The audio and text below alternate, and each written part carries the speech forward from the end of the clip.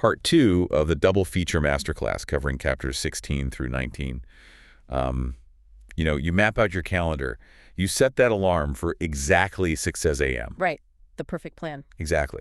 You write this meticulously color-coded to-do list, and it just looks so perfectly clean on paper. I mean, it really feels like engineering. Oh, absolutely. It feels safe, like you're in control. Yeah, but then the second you step out the front door, that perfect calendar just completely shatters into messy reality. So welcome back to the deep dive. It really is the great humbling of the human experience, isn't it? We just love the binary comfort of a checked box, but we actually live in this beautifully chaotic, high-definition world that, frankly, couldn't care less about our schedules. It really couldn't. Yeah. And that is exactly where we are heading today. Because in the first half of this masterclass, we did all the foundational work. Right, the setup. Yeah, we built our character sheets, we set up the smart home routines of our lives, and we tracked our habits. We essentially built a beautiful, safe little laboratory. We did, but today is about crossing the threshold. Exactly. We were leaving the safety of just tracking our lives, and we're diving headfirst into the unpredictable reality of actually inhabiting them. And just to be super clear on our mission today, we are strictly focusing on the heavy hitters. We're looking at Chapter 18, which frames life as a playlist shuffle. A great concept, by the way. It really is. And then Chapter 19, which dissects the social media feed and the user interface. So this deep dive is fundamentally about understanding the hidden operating system of our lives. Right. We're talking about that profound transition, moving from being a passive user of a system, just, taking whatever life or the algorithm hands you, to becoming the active architect of your reality. Precisely. It's about taking the wheel. And to you, listening to this right now, by the end of this deep dive, I promise you are going to look at your morning routines, your relationships, and especially that smartphone sitting next to you right now in a completely altered, empowered way. I completely agree. It changes everything. So let's start with this incredibly vivid scene that kicks off the concept of the playlist in Chapter 18. Imagine you get a late-night text. It just says, "Meet me at the record store tomorrow, 2 p.m. Bring headphones." I love that visual. It's such a tactile, grounded image. You walk into this physical space, right? You're smelling the old cardboard and the vinyl. Yeah, the dust in the air. Exactly. And as you flip through the records, you're forced to confront this fundamental difference between analog and digital life. A vinyl record is an intentional journey. Because it plays exactly as the artist intended. Right. Song 1 physically leads into Song 2, which resolves into Song 3. It's a design narrative. But modern life, we treat our lives the way we treat our digital music libraries. We just put it on shuffle. We absolutely do. And I think we've convinced ourselves that randomness is somehow more authentic than intention. Oh, for sure. We romanticize the chaos. We do. We celebrate the chaos, telling ourselves that life is just this series of random events happening to us. Like, oh, well, the universe just threw this at me today. Right. But here is the brutal truth that the source material points out. The modern music shuffle isn't actually random. Wait, really? It feels random. It feels that way, but if you open a streaming app right now and hit shuffle, you are not getting mathematical randomness. The algorithm is running a highly sophisticated predictive model based entirely on your past behavior. Oh, wow. So it's watching me. Constantly. It tracks what you skip, it tracks what you replay, it knows that you listen to melancholic acoustic music at 4 p.m. on Sundays. That is terrifyingly specific. Right, and it knows exactly how many seconds you'll tolerate a new genre before you just retreat back to your favorites. So it's literally mapping your psychology through your thumbs. Exactly, and it uses all that behavioral data to predict the exact next song that will keep you on the app. And the core argument here is that life operates on the exact same algorithmic principle. So the randomness isn't random. No, the randomness you think you're experiencing in your daily life isn't random at all. It is an algorithm of patterns based entirely on your own attention and your own behavior. Okay, let's look at how this plays out in the real world, because the concept of frequency bias explains this perfectly. Yes, the frequency bias examples are great. Like, say you are at a cafe and you hear a track of 1980s Japanese city pop. You've never heard it before, but you vibe with it. Suddenly, over the next week, you start seeing articles about Japanese city pop. Your friends randomly mention it? Exactly. It pops up in a documentary you are watching. Or, another classic example the text uses, you happen to notice the number 444 on a digital clock. Oh, the angel numbers. Everyone loves that one. Yes. And then suddenly you see 444 on license plates, on grocery receipts, on building addresses, like everywhere. And the immediate human instinct is to say, wow, the universe is sending me a sign. We just love to attach mystical significance to these moments. Because it makes us feel seen by the cosmos, right? Like we're the chosen ones. Exactly. We want to be the main character. But what is actually happening neurologically is totally different. Right, it's a biological mechanism, isn't it?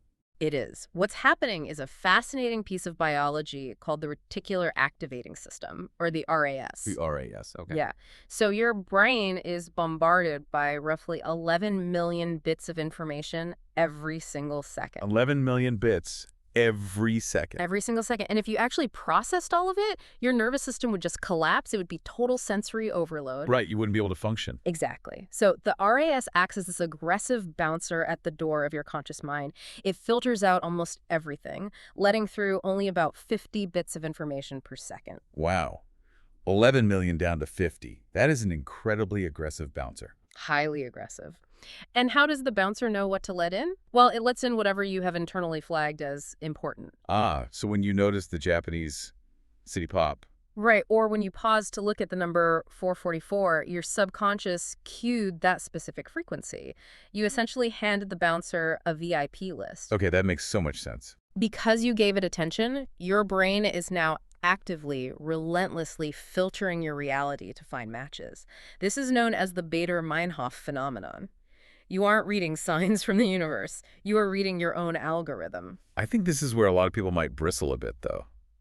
Because it feels exhausting to think that everything is a pattern. You can feel heavy, yeah. Like if I go out and buy a bright red car, and suddenly I see bright red cars at every single stoplight, I know the universe didn't suddenly spawn more red cars just for me. Right, they were always there. Exactly. Yeah. They were always there. So how do we distinguish between an actual meaningful pattern in our lives and just our brains playing filtering tricks on us? I mean, are we supposed to sit around analyzing every single coincidence? And that is the exact trap the book warns about. The secret here isn't to analyze the red car. Okay. The car itself is completely meaningless. The profound realization is noticing the mechanism itself. The algorithm is simply showing you what you have already told it matters. So it's about self-awareness. Yes. The revelation isn't, wow, there are so many red cars, but rather, wow, look at how terrifyingly efficient my brain is at highlighting whatever I tell it to focus on. Oh, wow. That shifts the whole perspective. It's really about the power of the filter. Precisely. Think about it. If you tell your brain to focus on grievances, slights, and reasons why you are failing, your RAS will filter those 11 million bits of data to highlight every single micro-expression of disappointment on your boss's face. Because you told it that's what's important. It will find the proof. It always finds the proof. But if you reprogram the algorithm, if you tell your brain to actively focus on opportunities or micro moments of gratitude or solutions, it will relentlessly filter reality to find those just as easily as it finds the red cars. That is just a staggering amount of power we have over our own perception. It really is. So if life is this cued algorithm based on our focus, how do we stop playing the songs that make us miserable? Because, you know, we all have those days or weeks where the playlist just completely tanks and we just can't seem to skip the track. To understand that, we really have to look at the cascade effect of the cue. Just like a streaming algorithm lines up music based on tempo and mood, events in your life cue each other. Right. It is rarely just one isolated bad thing happening out of nowhere. You build the sequence choice by choice. Let's walk through what that looks like in a real everyday morning. Okay, so song 1 plays. You hit snooze 3 times and wake up late. That sets the tempo. Because you are rushing, song 2 naturally cues up. You skip breakfast and just grab a coffee. Which, as we know, is a complete biological disaster. Exactly, because now we move seamlessly into song 3. Your blood glucose plummets, which spikes your cortisol. You are physically jittery and irritable. I know that feeling all too well. Right, which perfectly transitions into song 4. A coworker asks a totally innocent question, and you just snap at them. And then the grand finale, song 5, you spend the rest of the afternoon drowning in shame and guilt for being a jerk. Which completely ruins your productivity. Yes. You didn't just have a bad day. You played the transition from one track to the next. You allowed the algorithm to autoplay based on the previous input. And when you're stuck in that cascade, the instinct is usually to try and brute force your way out of it. Oh, absolutely. The midnight panic. Yes. There is this highly relatable scenario from the text that we have all lived through. It's 3 a.m. You are lying in bed, staring at the ceiling, just panicked about the trajectory of your entire life. The existential dread hour. Exactly. And you decide, right then and there, that you are going to fix everything. You create 23 new metaphorical playlists in your mind. You name them things like The New Me, or Morning Routine God, or Flawless Execution. Right, you are aggressively trying to overwrite the software through sheer willpower. Yes. But what actually happens, despite all that willpower, your thumb, almost against your own volition, drifts right back to adding Mr. Brightside to every single one of those new playlists. You go right back to the familiar, melancholic, comfortable track. Exactly. So why can't we just will ourselves out of the pattern in the middle of the night? Why do we always revert? Because of the neurobiology of familiar pain. It really comes down to this process called myelination. Myelination. Yes. In your brain, the neural pathways you use most often get coded in myelin, which basically acts like insulation on an electrical wire. It makes that specific signal travel significantly faster and easier. So it's optimizing the route. Exactly. If your default response to stress is anxiety or self-criticism or retreating to a familiar, painful narrative, that pathway is heavily myelinated. It is a neurological superhighway. So at 3 a.m. when I'm exhausted, my brain is just taking the path of least resistance. That's it exactly. At 3 a.m., your prefrontal cortex, the logical, forward-thinking, decision-making part of your brain, is essentially powered down. You just do not have the cognitive energy required to take a machete and hack a brand new path through the jungle of your mind. Your brain defaults to the superhighway. The groove of that record is biologically deep. The brain actually prefers predictable pain to unpredictable unknown. It finds safety in the familiar, even if the familiar makes you completely miserable. Predictable pain over unpredictable unknown. Yeah. That is so profound. And that perfectly explains what the text calls repeat mode in our waking lives. Yes, repeat mode is everywhere once you start looking for it. We all know someone who has the exact same catastrophic argument with 3 entirely different bosses over a 5-year period. Or the friend who dates the exact same emotionally unavailable partner, just wearing different faces and different names over and over again. And they always keep asking, why does this keep happening to me? Because the track is on repeat. And the vital insight here is a total paradigm shift. The universe isn't punishing you. It is pedagogy. It's a teaching mechanism. It's trying to educate you. Yes. That song will play on loop until you actually learn what it is trying to teach you. If you keep having the same conflict with different managers, the algorithm is highlighting a boundary you haven't learned to set, or maybe a defensive communication style you haven't dismantled. Right, the people are just interchangeable. Exactly. The people in your life are just actors reading the script you keep handing them.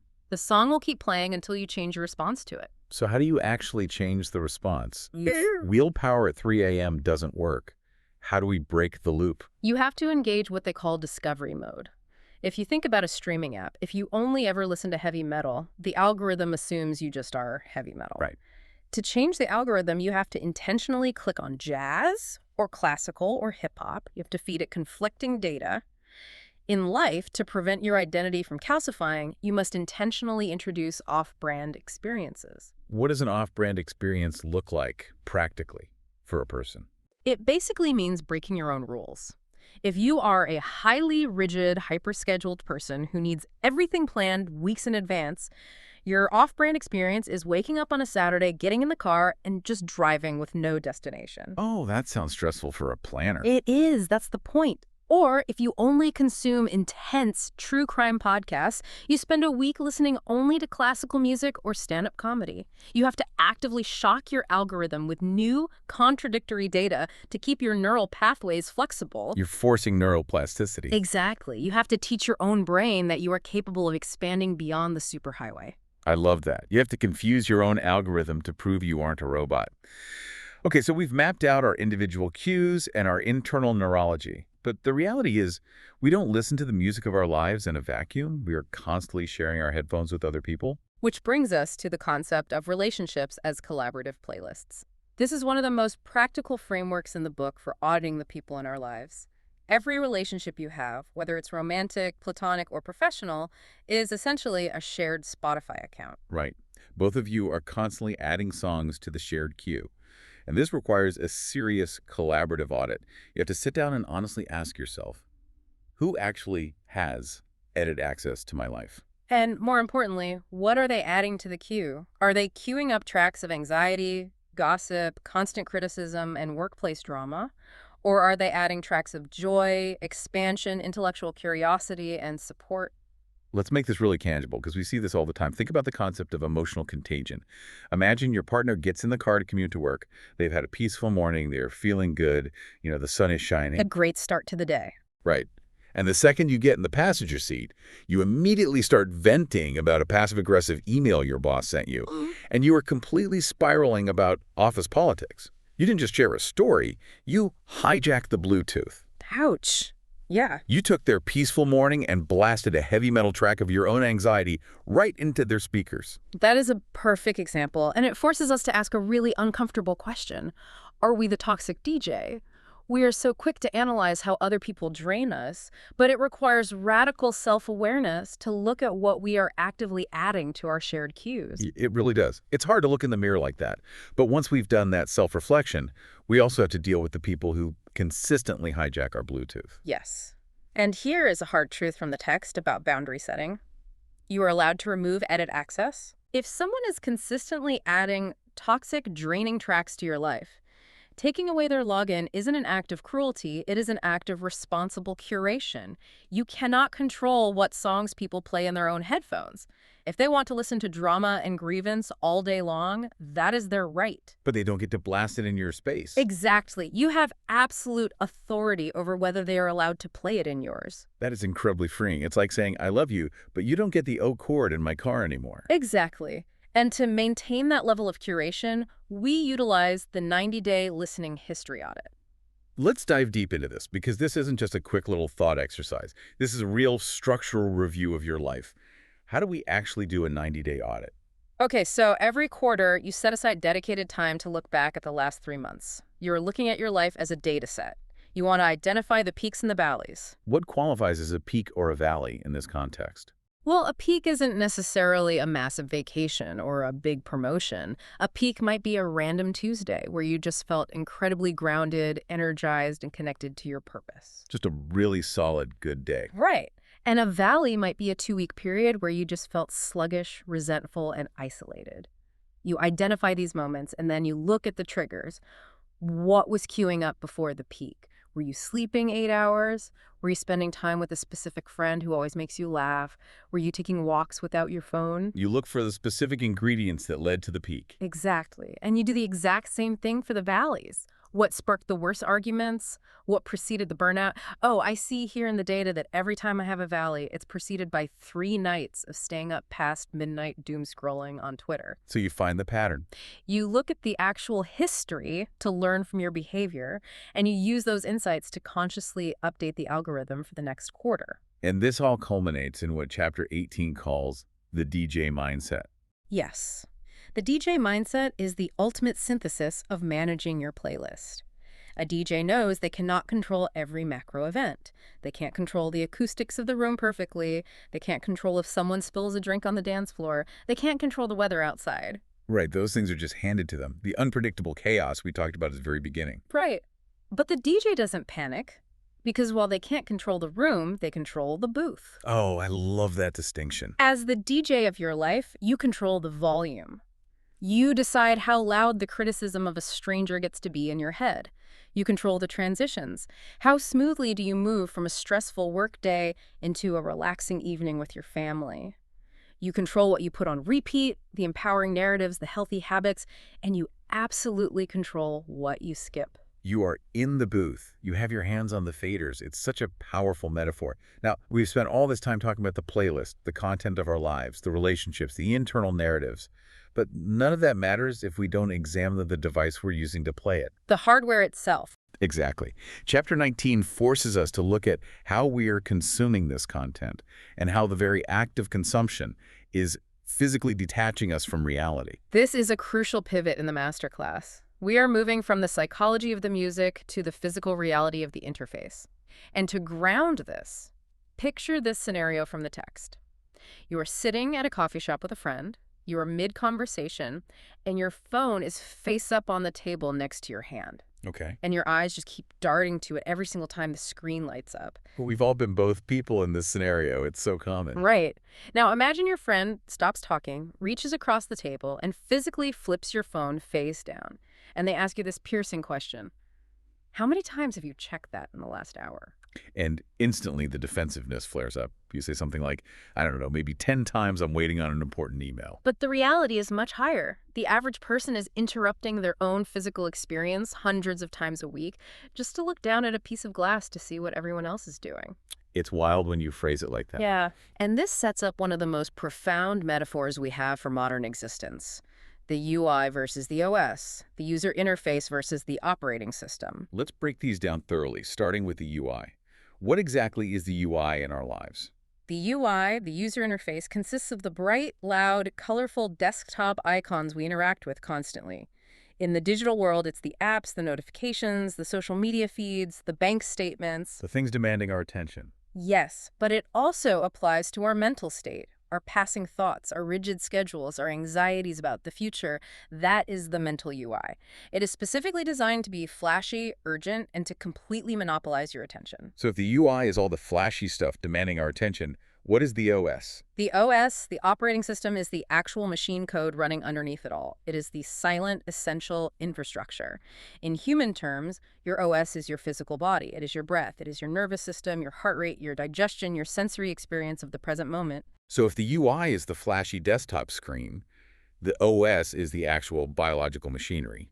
And the danger here is that we completely ignore the machinery until it breaks down. Exactly. We are living through a massive, culturally sanctioned crisis of disembodiment. Modern life, with its screens, its endless metrics, its remote work functions as a highly funded training camp for abandoning the body. Wow. A training camp for abandoning the body. We've been conditioned to live entirely from the neck up, essentially trapped inside the UI.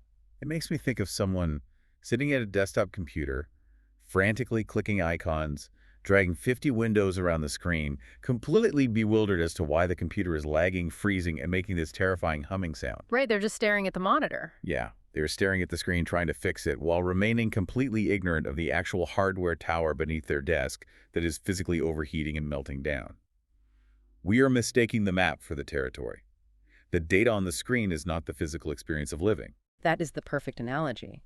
And the ultimate symptom of living in the UI is outsourcing our physical reality to digital metrics. Like checking a sleep app to tell us if we feel rested. You wake up, you feel okay, but your app says your sleep score was a 42, and suddenly you feel exhausted. You believed the UI over your own OS. Yeah, or checking a smartwatch to see if you are stressed, rather than feeling the tightness in your own chest. Right. And when you live entirely in the digital interface, detached from your body's actual signals, you become incredibly susceptible to the manipulative architecture of the feed. Which brings us to the mechanics of doom scrolling. And here is where we need to correct a massive misconception. When we talk about doom scrolling, most people think it's an information problem. I think they're just highly empathetic citizens staying informed about global catastrophes. It is rarely about the content. Doom scrolling is fundamentally about the physical motion and the neurochemical loop. It is a biological mechanism for seeking a quick dopamine hit to escape the present moment. Explain the neurobiology of that. Why would reading terrible, depressing news give us dopamine? Because dopamine isn't just the pleasure chemical, it is the seeking chemical. Evolutionarily, your brain rewards you for gathering information about potential threats. If there is a lion in the brush, the brain wants you to find it. So it rewards this search for danger. Yes. So, when you feel a subtle, uncomfortable sensation in your OS boredom, low-level anxiety, loneliness, your brain seeks an escape. Instead of sitting with that physical discomfort, you jump into the UI to scroll. The intermittent variable rewards of the feed, the slot machine effect of not knowing what the next swipe will reveal, hijacks that seeking circuitry. So you are avoiding the discomfort of reality by numbing out with a digital slot machine. Yes. And the tragic irony is that we've become so practiced at this mechanism that we actually learn to doom scroll our own minds. What do you mean? Even when the phone isn't in our hands, we endlessly swipe through our internal anxieties. We catastrophize about the future just to avoid feeling the quiet emptiness of the present moment. Endless swiping through our own worries. And the external feed is perfectly engineered to capitalize on that exact vulnerability. Let's look at the actual math of how feeds are built. The engagement equation. Right. The algorithm driving your social media feed is not a benevolent curator trying to educate you. It is a machine optimizing for one single metric: time on device. That's all it cares about. That's it. And the most efficient way to maximize time on device is the engagement equation. Engagement equals emotion multiplied by controversy multiplied by personal relevance. Emotion times controversy times personal relevance. Exactly. The algorithm prioritizes outrage, fear, and comparison simply because those are the highest octane emotions that keep human beings scrolling. Nuance, deep context, and peaceful resolution do not drive engagement. Rage does. And this naturally forms echo chambers. Now, let's break down how an echo chamber actually functions mechanically, regardless of the content. And I think it's really important to pause here and tell the listener, we're taking absolutely no political sides here. Right, none at all. We are just reporting exactly how the text describes the mechanics of the algorithm. Yeah, whether it's a left-wing feed or a right-wing feed, we are not endorsing the viewpoints of any of that content. Right. We're just looking at the source material's ideas objectively. Exactly. An echo chamber operates on confirmation bias on steroids. Let's use two completely different examples to show how universal the mechanics are. Let's take a highly curated aesthetic wellness and yoga feed. Okay. The algorithm learns that you engage with green smoothies, mindfulness quotes, and antitoxin content. Very quickly, the algorithm stops showing you anything else.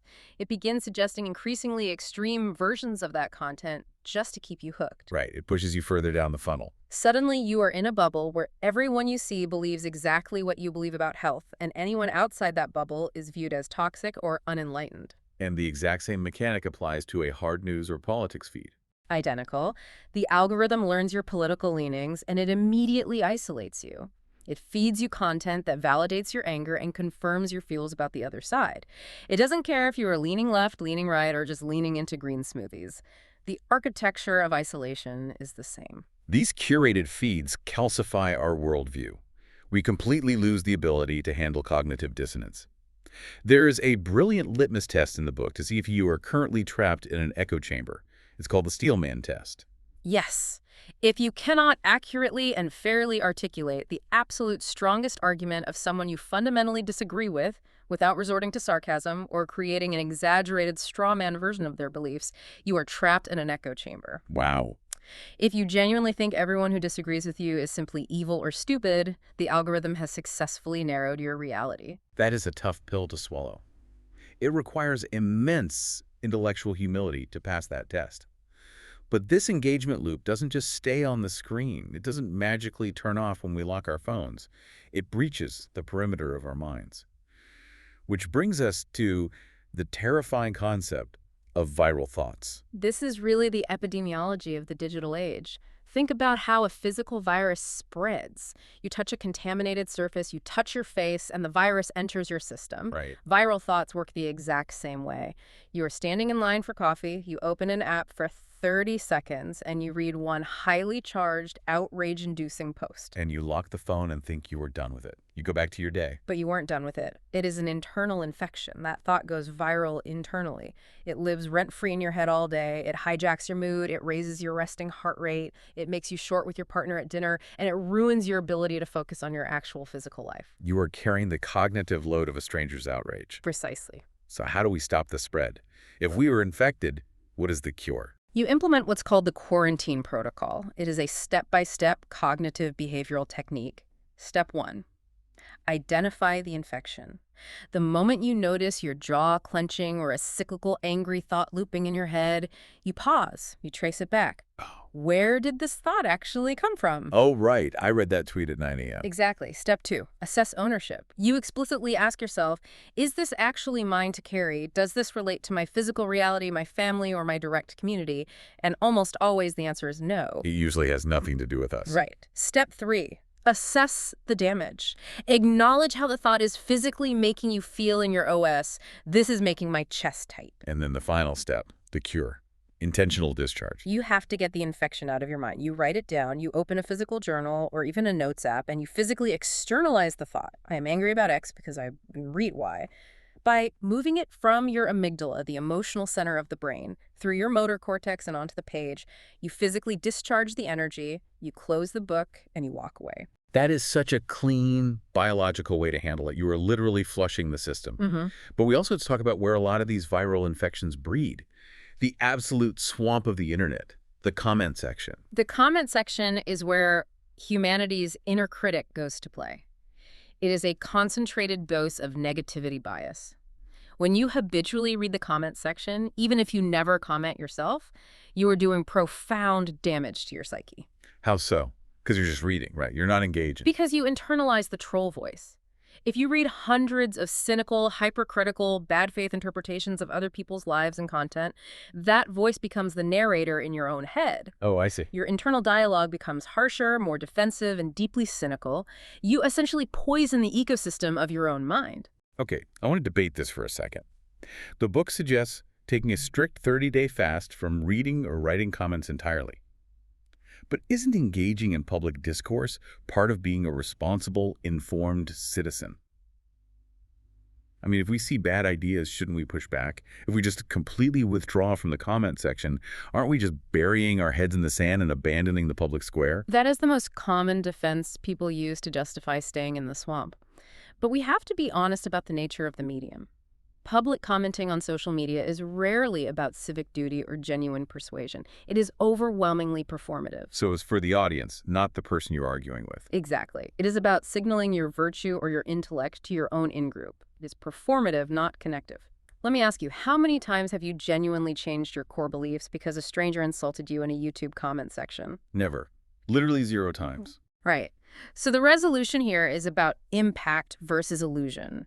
If you truly have something meaningful to say to someone, you say it directly to them. You send a private message, you write an email, or better yet, you have a physical conversation in your OS. Right, face to face. Withdrawing from the comment section isn't ignorance. It is the ultimate act of protecting your mental bandwidth. You are preserving your energy so you can engage in actual meaningful change in the physical world rather than wasting it on digital phantom arguments. That is incredibly clarifying. Keep your energy for the physical world. So we know the system is rigged to extract our attention. We know the UI is a trap. How do we reclaim our admin controls and actually rewrite the code? We implement the 15-minute weekly feed audit.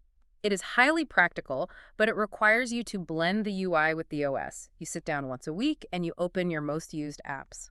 But instead of scrolling for content, you check the emotional impact. You change the lens you were looking through. Exactly. You scroll slowly, and instead of engaging with the ideas or the aesthetics, you pay strict, unwavering attention to your physical body, your OS. Embodied disruption.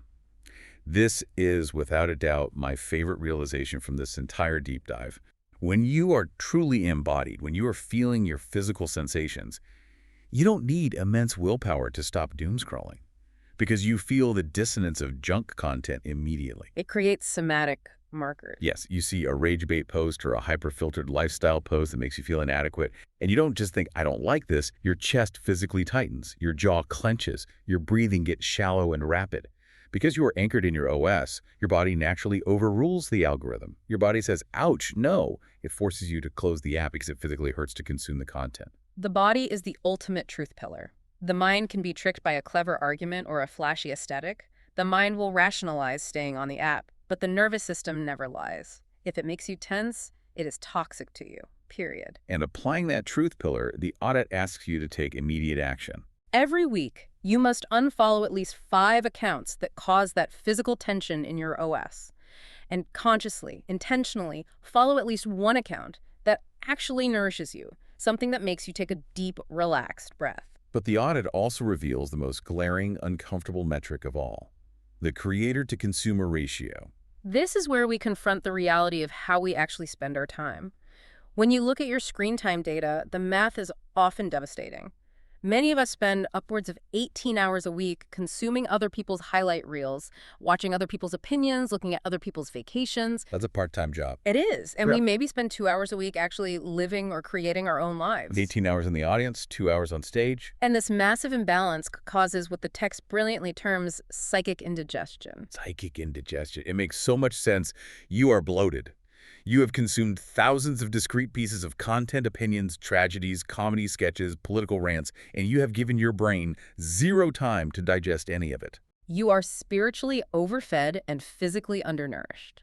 So, to cure psychic indigestion, we implement a new operational rule, the 1 to point 0.5 ratio.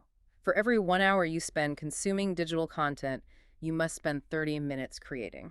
And let's be very clear about what creating means here, because it doesn't mean you need to start a YouTube channel or become an influencer. No, not at all.